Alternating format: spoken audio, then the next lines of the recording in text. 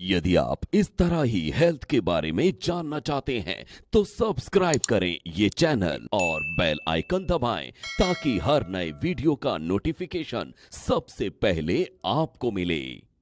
Hello everyone, I hope कि आप सभी स्वस्थ होंगे, मस्त होंगे और आप सभी के दिमाग से जो फियर है, डर है, एंजाइटी, डिप्रेशन है वो बाहर आ रहा होगा, बाहर निकल रहा होगा।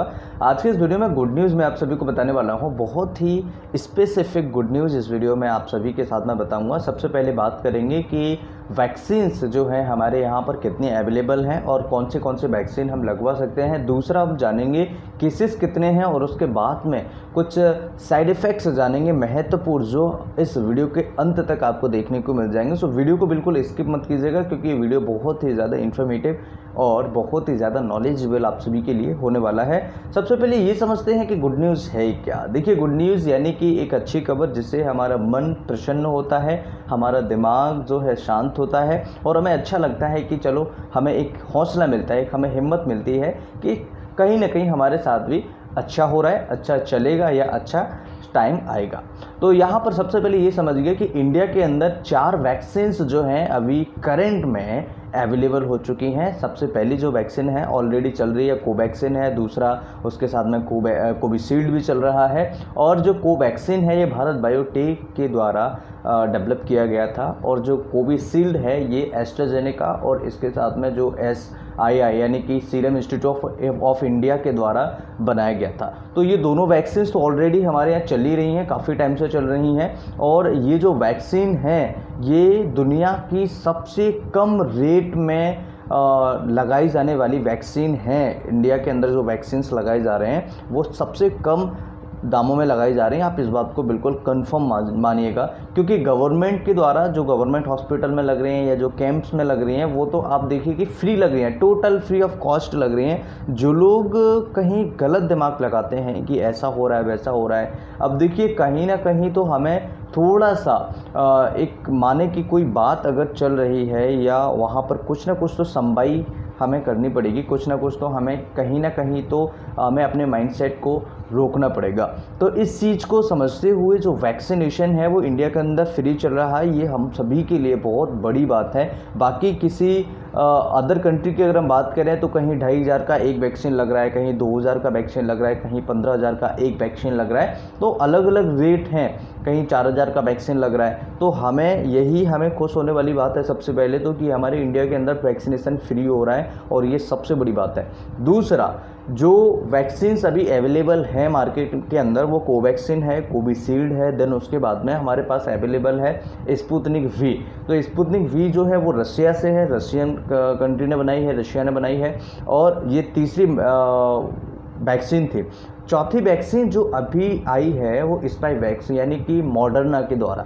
जो मॉडर्ना जो वैक्सीन है वो इंडिया के मार्केट में अवेलेबल हो चुकी है और ये काफ़ी सारे जो गोल हैं इन गवर्नमेंट्स ऑफ इंडिया के, यानी कि जो भारत के काफ़ी सारे गोल हैं उनके लिए बहुत ज़्यादा हेल्प करेगी। जहाँ पर शॉर्टेज हो रहा है या जहाँ पर वैक्सीन की कमी हो रही है और पेशेंट को वैक्सीन नहीं मिल पा रही है, तो ऐसी सिचुएशन में ये बहुत ही ज़्यादा हेल्पफुल होगी भारत के लिए और बहुत ज़्यादा इससे हम स्ट्रांगली कोविड को हरा सकते हैं, कोविड से बच सकते हैं, कोविड के इन्फेक्शन को फैलने से बचा सकते हैं। और इसके साथ में 4 वैक्सीन जो हैं अवेलेबल वो मार्केट के अंदर आ चुकी हैं। ऑलरेडी 2 वैक्सीन तो पहले टाइम से ही हमारे पास चल रही थी। थर्ड जो वैक्सीन आया था वो स्पुतनिक वी जो रशिया की थी वो वैक्सीन आया। अब ये जो 4th वैक्सीन है, इसके बाद में जो एक वैक्सीन और आने वाला है फाइज़र कंपनी का, वो भी फाइज़र कंपनी भी आने वाले समय में वैक्सीन्स को लाने के लिए पूरी ताकत लगा रही है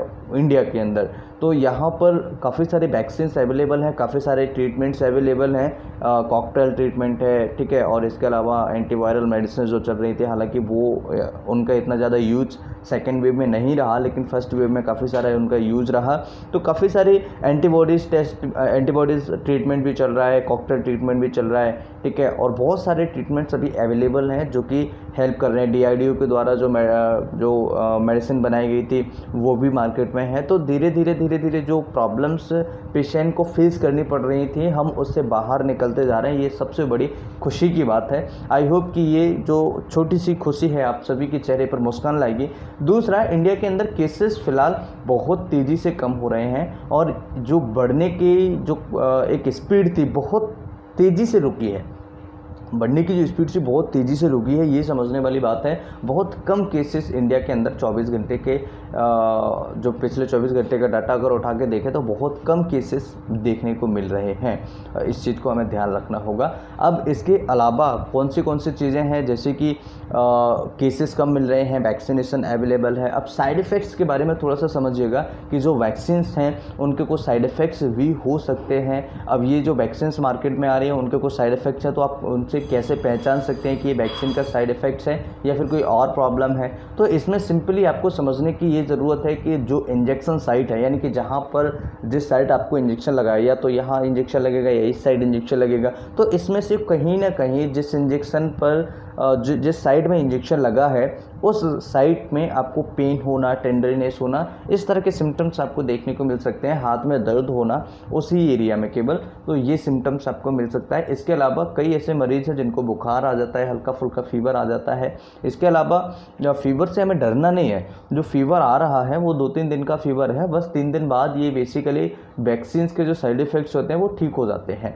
अब हमें क्या करना है कि फीवर आ रहा है, हेडेक भी हो रहा है, यानी सिर दर्द भी कई मरीजों को हो रहा है। कई मरीज़ ऐसे हैं जिनको नोज़िया हो रहा है, वोमिटिंग जैसी इच्छा हो रही है, ऐसे भी कई पेशेंट्स हैं। तो ये कुछ साइड इफ़ेक्ट्स हैं, कॉमन साइड इफ़ेक्ट्स हैं जिनको बहुत सारी प्रॉब्लम क्रिएट करने में, यानी कि अगर बात करें कि ज़्यादा बड़ी प्रॉब्लम क्रिएट नहीं कर रही है और बहुत ही रेयर साइड इफ़ेक्ट्स हैं, ये बहुत कम पेशेंट्स में देखने को मिले हैं। दूसरा, थकान, वीकनेस, कमजोरी सी वैक्सीन के लगने के बाद में ऐसा मरीजों को फील हो रहा है, तो इससे डरने की कोई भी बात नहीं है। बिल्कुल आप बेफिक्र होकर के अपनी हिम्मत और हौसले को हारने ना दें, इसको पूरी तरीके से बनाए रखें और हौसले को, हिम्मत को ज़्यादा बढ़ाने की कोशिश कीजिए, ना कि कम करने की कोशिश कीजिए।